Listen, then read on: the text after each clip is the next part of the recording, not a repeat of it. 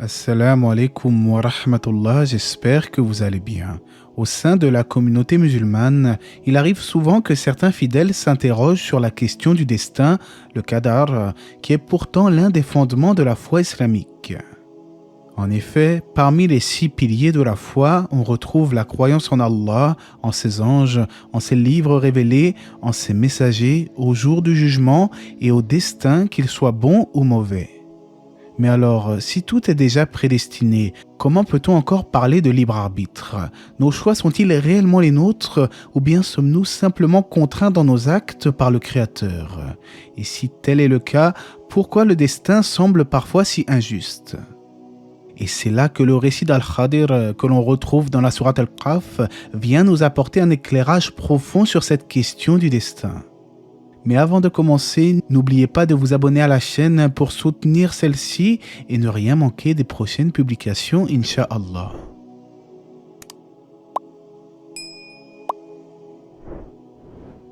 En islam, la croyance en la prédestination consiste à avoir pour conviction qu'Allah a décrété toutes choses avant même la création des cieux et de la terre. Allah nous dit dans son noble livre « Ne sais-tu pas qu'Allah sait ce qu'il y a dans le ciel et sur la terre? Tout cela est dans un livre et cela pour Allah est bien facile. » Et dans un hadith, on rapporte que le prophète alayhi salatu wassalam déclara à ce sujet « Allah a écrit les destinées des créatures 50 000 ans avant qu'il ne crée les cieux et la terre et son trône était sur l'eau. » Sur la base de cela, nous comprenons que tout était déjà prédestiné depuis des temps immémoriaux et même nos actions sont créées par Allah et assujetties à sa volonté. Allah nous dit en ce sens « Alors que c'est Allah qui vous a créé, vous et ce que vous fabriquez ?» Et en effet, c'est Allah qui guide et c'est Allah qui égare, rien n'échappe à sa volonté suprême. Pourtant, et aussi surprenant que cela puisse paraître, nous avons bel et bien un libre arbitre, une volonté particulière qui nous permet de choisir entre le bien et le mal. Mais comment cela est-il possible si tout est déjà décidé à l'avance? À cet effet, les compagnons eux-mêmes avaient questionné le prophète alayhi salatu wassalam sur l'intérêt d'œuvrer si tout est déjà décrété. Alors le prophète leur répondit « Agissez, car chacun sera facilité vers ce pourquoi il a été créé. » En philosophie, il existe un concept relativement similaire appelé le compatibilisme. Pour faire très simple, cette idée défend que le libre arbitre ne contredit pas le fait que tout soit déjà déterminé.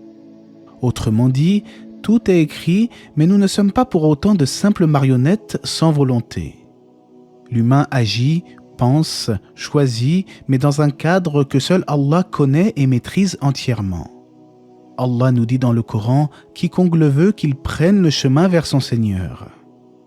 Ce verset démontre clairement que la volonté de l'homme existe, même si elle s'exerce selon la volonté d'Allah. Les savants de l'islam ont d'ailleurs évoqué la volonté religieuse et la volonté universelle. La volonté religieuse concerne ce qu'Allah aime et agrée au sein de sa création, tandis que la volonté universelle renvoie à tout ce qui se passe dans l'univers, que ce soit positif ou négatif. Par exemple, la criminalité se produit par la permission d'Allah, mais cela ne signifie pas qu'il l'agrée, car le mal découle essentiellement d'une mauvaise utilisation du libre arbitre chez l'être humain. Malgré toutes ces explications, il est important de rappeler que notre compréhension restera toujours limitée par rapport à notre Créateur. En tant qu'être humain, tout chez nous est limité, notre durée de vie, notre savoir, même notre intelligence. De plus, nous n'avons pas toujours le recul nécessaire pour juger du bien fondé de ce qui se passe dans le monde. Sans une vision d'ensemble et sans le recul nécessaire, ce que nous voyons comme une calamité ou une injustice peut, en réalité, cacher une sagesse que nous ignorons.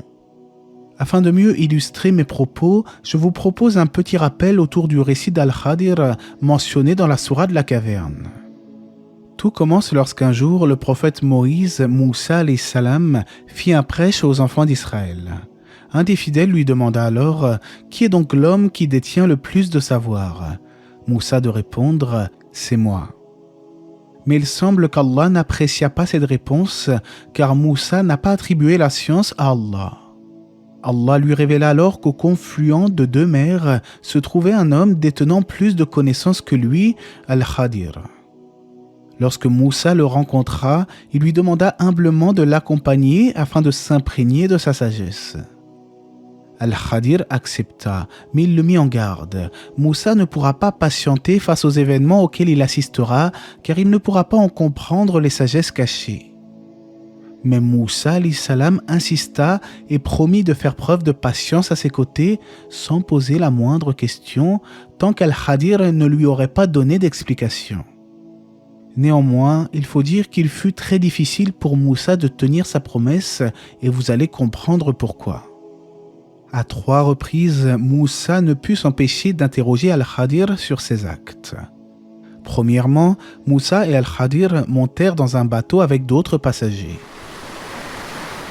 Lors de la traversée, Al-Khadir endommagea délibérément l'embarcation en y faisant un trou avec une hache. Ébahi par ce qu'il venait de voir, Moussa lui dit alors « Est-ce pour noyer ces occupants que tu l'as ébréché? Tu as commis certes une chose monstrueuse. » Mais Al-Khadir rappela à Moussa sa promesse de ne pas le questionner sur ses actes. Moussa reconnut alors son erreur et s'excusa de son oubli. Peu de temps après, les deux hommes rencontrèrent un jeune garçon et Al-Khadir s'en prit à lui en le tuant. Alors Moïse lui dit « As-tu tué un être innocent qui n'a tué personne? Tu as commis certes une chose affreuse. » Là encore, Al-Khadir rappela sa promesse à Moussa en lui disant entre autres « Ne t'ai-je pas dit que tu ne pourrais pas garder patience en ma compagnie ?» Finalement, Al-Khadir et Moussa reprirent leur chemin jusqu'à ce qu'ils arrivent dans un village. Les habitants refusèrent alors toute hospitalité à Moussa et à son compagnon. Conséquemment, Al-Khadir trouva un mur délabré dans un endroit du village et décida alors de le réparer bénévolement. À ce moment-là précis, Moussa, perplexe, demanda à Al-Khadir la raison qui l'a poussé à réparer ce mur sans même demander la moindre rémunération, malgré l'accueil froid et impoli des villageois. Alors Al-Khadir lui répondit « Ceci marque la séparation entre toi et moi, dit l'homme, je vais t'apprendre l'interprétation de ce que tu n'as pu supporter avec patience. » Alors il expliqua à Moussa que chacun de ses actes poursuivait en fait un but supérieur décrété par Allah. Concernant le bateau ébréché, Al-Khadir l'a endommagé afin d'aider ses propriétaires. En effet, il s'agissait de pêcheurs pauvres et un roi tyrannique n'allait pas tarder à s'emparer de toute embarcation en bon état. Ainsi, en endommageant le bateau, Al-Khadir a aidé ces pêcheurs afin que leur embarcation ne soit pas saisie par les autorités. Ensuite, il ne leur restait plus qu'à réparer la brèche au sein de leur bateau. Concernant l'histoire de l'enfant tué, je suis conscient que cela peut paraître choquant et Moussa en fut le premier étonné. Mais Al-Khadir expliqua que ce jeune garçon était en fait destiné à devenir une très mauvaise personne qui aurait corrompu ses parents pour les mener à se rebeller contre Allah. Par la volonté divine, Allah a donc sommé Al-Khadir d'éliminer ce jeune garçon afin de préserver ses parents et de leur accorder de surcroît un enfant plus pur et plus affectueux. Quant au mur du village reconstruit gratuitement, Al-Khadir expliqua que sous ce mur se trouvait un trésor enfoui appartenant à 2 orphelins.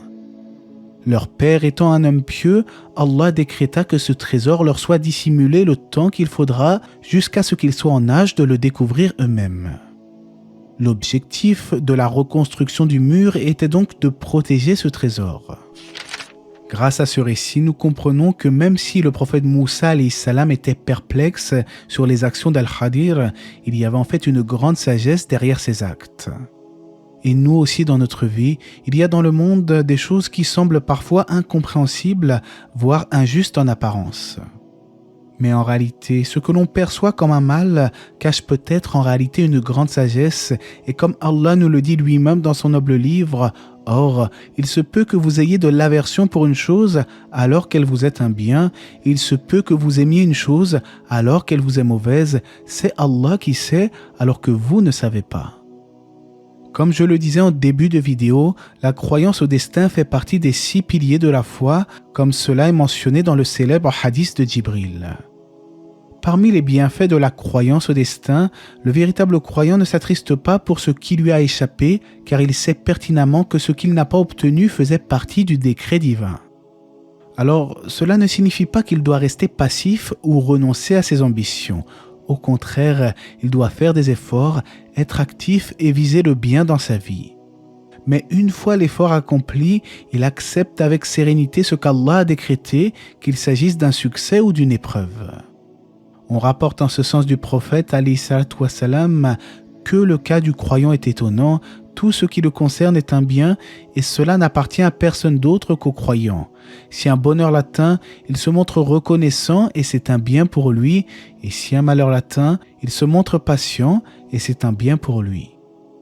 De plus, lorsque le musulman a pour conviction que tout ce qui le touche est issu du destin d'Allah, il devient humble et reconnaissant en s'éloignant de toute forme d'arrogance ou de vanité. Il sait en effet que ses bienfaits ne sont pas directement liés à son intelligence et à sa bonne gestion des affaires, mais que c'est plutôt Allah qui lui a accordé tout cela. Et tout ce que vous avez comme bienfait provient d'Allah. C'est pour cette raison que beaucoup de gens arrogants, comme ce fut par exemple le cas de Qarun, s'attribuent tous les mérites en oubliant que c'est le bienfaiteur qui leur a facilité l'accès à toutes ces richesses. Aujourd'hui, on entend souvent ce genre de phrase « Moi, je me suis fait tout seul. Si j'en suis là, c'est uniquement grâce à mon travail. » Tu n'es arrivé là que par la volonté d'Allah, le bienfaiteur, le pourvoyeur. Ce n'est pas ta force, ton intelligence, ni ta stratégie qui t'a facilité les choses. C'est Allah qui t'a facilité les choses, qui t'a accordé la santé ainsi que tes opportunités. N'oublie jamais cela. Mais comme Allah nous le dit dans le Coran, prenez garde, vraiment, l'homme devient rebelle dès qu'il estime qu'il peut se suffire à lui-même à cause de sa richesse. La croyance au destin permet également de ne pas oublier que quoi qu'il arrive, les cœurs des hommes sont exposés au changement et que la foi peut vaciller durant notre vie. Ainsi, au lieu de dire « Moi, je serai musulman jusqu'à la fin de ma vie, anna muslim », eh bien dites plutôt qu'Allah nous raffermisse sur l'islam et qu'il nous fasse mourir en étant soumis à sa volonté. En effet, nul ne sait ce qu'il adviendra de lui demain et la foi est un don qu'Allah accorde et retire à qui il veut selon sa sagesse. D'ailleurs, et parmi les signes de la décadence de la communauté, on rapporte que le prophète sallallahu alayhi wa sallam déclara « Empressez-vous d'œuvrer avant que ne survienne une épreuve comme un morceau de nuit noire, durant laquelle l'homme sera croyant le matin et mécréant le soir, ou il sera croyant le soir et mécréant le matin. Il va vendre sa religion pour quelques biens de l'ici-bas. » En définitive, même si l'on pourrait y voir une contradiction apparente, le libre arbitre de l'homme ne s'oppose pas au décret d'Allah. Tout est écrit et déterminé selon sa volonté depuis bien longtemps. Quant à nous, ce qui nous est demandé est d'œuvrer sincèrement pour Allah et de placer toute notre confiance en lui. La croyance au destin nous apprend à accepter les épreuves avec patience, à ne pas être orgueilleux dans la réussite et à rester reconnaissant envers notre Créateur, car ses décisions sont remplies de sagesse et de justice, même si nous ne comprenons pas toujours tout ce qui nous arrive au cours de notre vie. C'est pour cela qu'il est recommandé de lire la sourate La Caverne chaque vendredi, car elle est riche en leçons et en sagesse, notamment à travers le récit de Moussa, Moïse et d'Al-Khadir, qui nous enseigne l'humilité face au destin et nous rappelle que la sagesse divine dépasse notre compréhension humaine. Et Allah sait mieux. J'espère que ce rappel vous aura été profitable et que la paix et les bénédictions d'Allah soient sur le prophète, sa famille et ses compagnons.